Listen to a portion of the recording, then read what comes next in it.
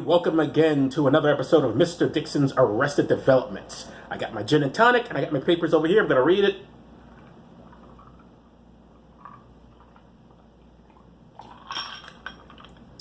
Very good. I highly recommend these. These are fantastic. All right. Oh, I should have put this down. I'll put it over here.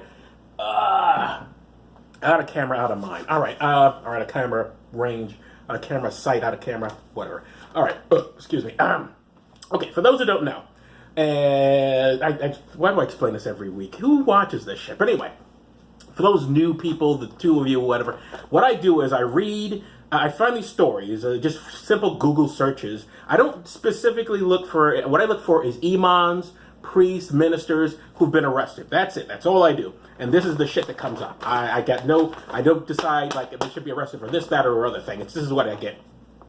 This is good news, though. For this particular week, only one pedo. One pedo in here. There's only one. How does it happen? Thank you, non-God. Thank you, Zeus. There is no pedophilia except the one guy. But what do you want? It's a religious thing. But at least there's just the one, because usually every week is like a new pedophile. Oh, by the way, do you like this? Like, it says, it's on backwards on my camera, so I don't know if it's coming up in backwards when I record this, but it should be roll on floor laugh, and that's what I'm saying about all these. They're all bullshit. I look to offend everyone. All right, let's begin. Our first story is from the website Rappler. That's Rappler, Rappler.com.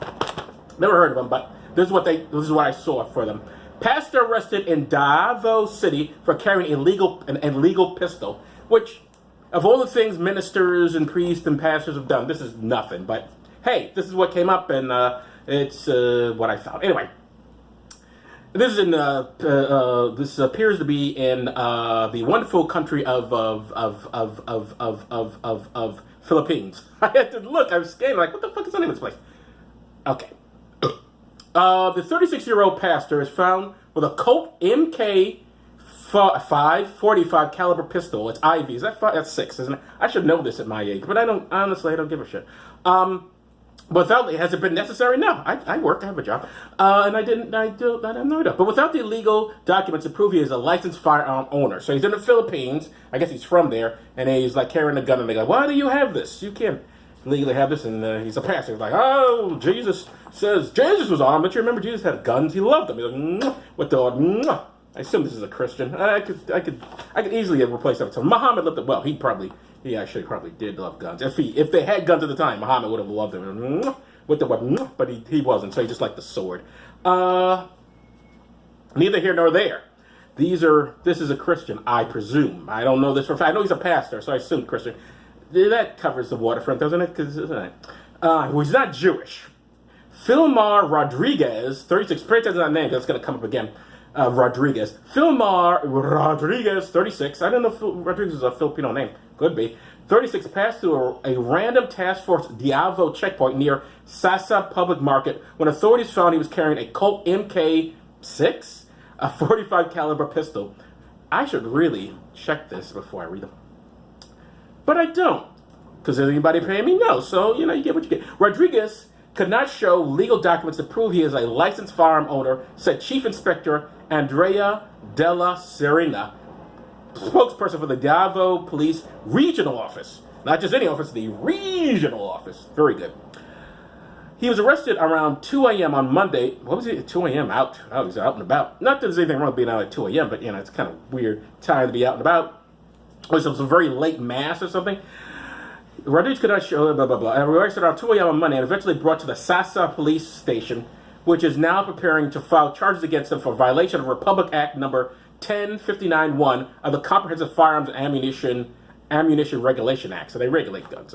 This man, he should come to the States. We don't give a shit. He can have all the guns he wants. He should immigrate to America. We're like, "Oh, do you have a gun? Great. Hey, here's more guns. We will give you guns at the border. Once you get in, you get your citizenship papers. We're like, here's a gun. In fact, you don't even have these citizenship papers. We'll give you a gun. We just love guns in this country. Guns. Guns. Bang, bang, bang, bang, bang. Everywhere you go." Well past the need for our next mass shooting, ladies and gentlemen. That may be, even as I'm recording this, could be probably happening right now. Who knows in this wacky doodle nation I live in. The law requires gun owners to secure licenses from the Firearms and Explosives Office of the Philippine National Office, PNP. PNP. We check your guns.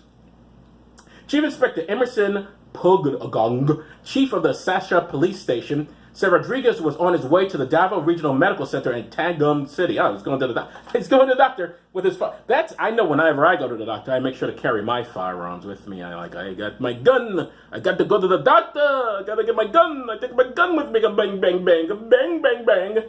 Where are the concert goers? Bang, bang, bang. Concert music. Bang, bang, bang. Chief Inspector Emerson, that's the latest. Who knows what'll be next week? Kids in school. Bang, bang, bang. I don't care. Love my guns. I'm an American. But he's not. He's Filipino, so he doesn't know. He doesn't get to appreciate what we do in this country, our wonderful freedoms of killing our fellow Americans. In a radio interview, Rodriguez said he acquired the firearm from a friend who was selling it for P3000, which is, I guess, was like we have a dollar sign. This is the P in front, so it's Filipino $3,000, I guess. I decided to buy it, or whatever they say. Is it dollars in Philippines? I know it's Australian dollars. I don't know if maybe it's pounds in Philippines. I decided to buy it, fearing it would go to the hand. I decided to buy it, fearing it would go to the hands of those who will use it for evil. That's whenever I do. That's, you remember remember how you buy drugs just so your friend doesn't use it. I need to buy this off you. I don't want to use it for evil. Give it to me. I'll buy it off you. That's why he bought the gun, because he didn't want someone else to use it. He's bought it to stop evil. That's how it works. According to the police investigation, Rodriguez is a minister of Oceans of Life Ministries Incorporated in Bhutan City. Oceans of Life. Not oceans of blood, but oceans of life. And you know he's pro-life because he has a gun, which is always an indication that you're really into life.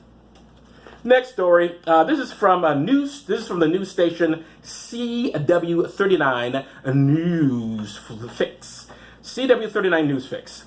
Minnesota pastor arrested for impersonating officer and allegedly pepper spraying teen. Okay, again, notice that no pedo. Now, granted, he did harm a child, a 17-year-old, but he didn't try and fuck him. So that's to stake them up. You gotta admit, if you've been watching the rest of these videos, that's not common. That's when it's like 17-year-old is like us trying to fuck him, but not in this case. He wanted to assault him, yes, but no fucking. All right. Minneapolis, Minnesota pastor Keith Haskell is facing criminal charges after being accused of impersonating an officer and pepper spraying a teen, which is apparently against the law in Minneapolis. According to court documents, Haskell tailed the 17-year-old after watching his cousin admittedly shoplift about $10 worth of snacks from a local grocery store. Because that's what you do. I got to mace this kid. He took about $10 worth of items. I can't tail him. I can't write down his fucking license plate and call the cops. No, I got to tail him because I'm fucking Columbo or some shit. He's like, put your hands up. I'm a cop. I need you to get out of the vehicle or whatever, Rodriguez said. So this is, look, another, I'm sorry, did I skip something? Our car was parked right here, and his car was not even parked really. It was like trying to trap us, so we couldn't leave. Teen victim Abraham Rodriguez said, see that name, Rodriguez again. Well, this one is an American, not the Filipino, but still Rodriguez. Very popular last name, apparently. According to the court documents, Haskell tailed the 17-year-old after watching his cousin admittedly shoplift about $10 worth of snacks from a local grocery store. High crime and misdemeanor. He's like, put your hands up. I said that already, didn't I? Anyway, witnesses claim Haskell said he was an officer and they saw him try to yank the teens out of their SUV. Now, let's get this straight. This asshole sees these kids one of the kids steal something, $10 worth of candy. Instead of I'll just write down a license. The cops will go find them. And I know he's got to tail them because he thinks they're a badass. What a fucker. And by the way, $10 worth, the cops are not even going to roll out of bed for that shit. You don't think Minneapolis has better crime? Yeah, $10 worth of crime. Yeah, sure. We'll get right on it. Sure we will. $10? Give me a fucking break. Mayberry, maybe Annie Griffith wouldn't get out of bed for that shit. You can find out, you get the license plate. Get the license plate, you can trace it, you can find out who stole it, blah, blah, blah. It'll cost more than $10 to find these kids who stole the candy. It costs more than $10 in gas to tail these kids.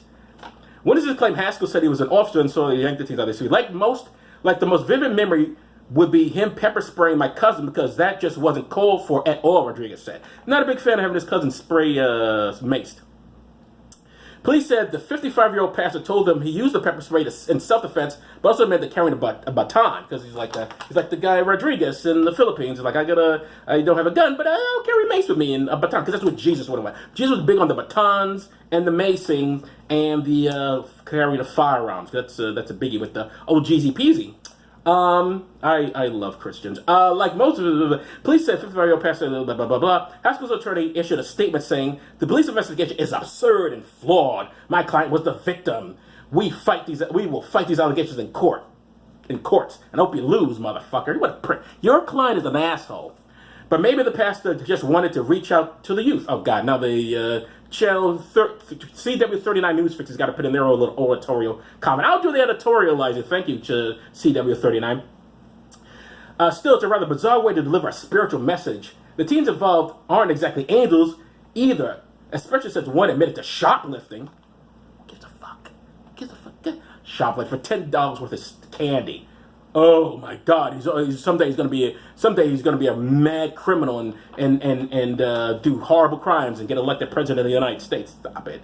Like if he could have called the cops, it would have been better. Rodriguez said, or to written down the license plate and then just have the cops take care of it later. Like, hey, so this kid's shoplifting. The cops would have looked at them and would have decided like, all right, this is we'll put it under this pile of stuff right at the bottom. We got right on the $10 crime here. There's people not stuff going on here. We will. The shop, I'm sure, isn't insured for that sort of thing. Everything will cost more than the $10 this kid stole. The insurance claim will cost more. The paperwork will cost more. The gas to find the kids will cost more. The cops going out to get the kids will cost more. All that will cost more than $10. It sounds like a real important crime that this kid maces, this man maces this 7-year-old child. Fuck you, buddy. Fuck you. Like it could have, blah, blah, blah. I guess when it comes to right and wrong, sometimes the battle lines can be pretty blurry. That's again from CW13 because they CW39 News Fix. They gotta put in their bullshit. No, you gotta get that. Anyway, I'll do the editorializing. Thank you, CW13. All right, next, last one of these. Guess what? Yes, they're back. Pedophilia. All right, WTHR. This is from WTHR, Rushville, Indiana. A church pastor is at the center of a child molestation investigation because, of course, he is.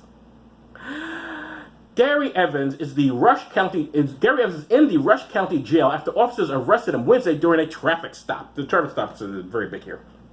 Everybody's in their car. Traffic stop with a Filipino. Traffic stop with this dude. Following the kids in the car. Everyone's got an automobile. Very big. Anyway, some of the people who live near Rushville Baptist Church say they are surprised about the allegations, especially since the parking lots at church are usually packed for Sunday services. That's not an indication of shit. I don't condone that, but I'm sorry. I feel sorry for him, said Martha Shear, because Martha's a moron. She and her family live across the street from the church. Rushville Baptist Temple in Rushville, Indiana, sorry, there's a photograph, and you're not going to see it. I don't have it on here. All right. I don't know nothing about that church, but that's sad to hear at any place. Yeah, it really is. According to court documents, a child advocacy worker interviewing a child 3 years old was told Evans offered the little girl candy in his office at the church. The girl said that's when he touched her inappropriately. 3-year-old candy? That's old school shit. Shortly afterward, an adult woman came forward with similar claims from years ago, according to Rushville police. So this guy, needless to say, has a long history of touchy-feely with the children. And a man of God. That said, that some 30 years ago, he was also victimized by the pastor at Rushville Baptist Church, although at that time he was not the pastor. What am I reading here? Okay. Shortly afterward, an adult woman came forward with similar claims from years ago, according to Rushville police. That said, she said that some 30 years ago, she was victimized by the pastor at Rushville Baptist Church, although at that time, he was not the pastor there. He was a pastor in a different community, molesting those kids. Allegedly, said Police Chief Craig Tucker. Then more allegations surfaced after the mother. Two girls aged 5 and 7, expressed concern about her daughters being in Evans' office at the church. You should be concerned about being at the fucking church. Period. Court documents said the girls revealed account of inappropriate touching after getting candy from the pastor. Again, old school pedo. I'm that high tech stuff. I just use the candy. I want candy so I can bless kids. Here it is. Halloween coming up too. So they got him off the streets just in time. They'll make sure he doesn't dress up as a pastor or whatever for Halloween. Court documents said the girls revealed accounts of inappropriate touching after getting candy for the pastor. It's shocking to hear a pastor doing that because you couldn't think a pastor would, said Amanda Dolan. She lives with her son near the church. This woman lives near the church. It's like, it's shocking a pastor. She's shocked the pastor would do that. She's shocked. I've never heard of such a thing. What, a pastor? Yeah. All the time, honey. All the freaking time. And listen, Amanda, what's your Amanda Dolan? Honey, you need to wake up. You are on a fantasy world. I don't know what you like. Oh, this is news to her. Like, I've never heard a pastor. Who ever heard of such a thing? What? Molesting children? Really? That's nonsense. That can't possibly be sue. Yeah, all the time, honey. All the time, Amanda. Amanda, I'm surprised you're near a church. You know those little kids going in there? Some of them are being touched by the pastors. That's what's going on, Amanda, and keep them away from the youth pastors. Those fuckers are crazy. Police also, I have no idea. I didn't know that's what goes on at church. I don't read the papers. I have no idea. He said to the pastor. I'm just shocked. I have no idea what's going on. Oh, does that happen to the church? Oh, my goodness. I'm shocked and chagrined. I have no idea. Police also executed a search warrant at the church to collect evidence and have not ruled out more victims coming forward. Evidence is being held without bond in the Rush County Jail. So, no trick-or-treating actually for him because he's in the Rush County Jail. Although maybe he got out recently. I don't know. Oh, I have no idea. I didn't know that happens. Is that what happens at a church? Do they do that? I don't know. I had no idea. I'm just shocked.